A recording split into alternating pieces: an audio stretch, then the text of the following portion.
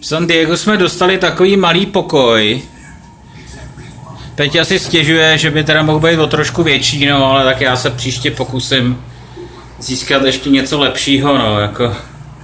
Co se dá dělat, no, tak tohle to je jedna koupelna.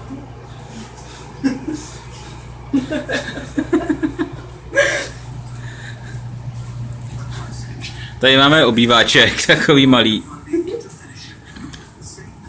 A já mám mikrovlnku zevně s ledničkou.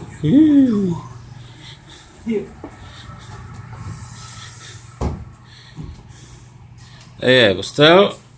Samozřejmě s druhou televizí, aby jsme se každý mohli koukat na něco jiného. Na stejný fotbal, na stejný místnosti.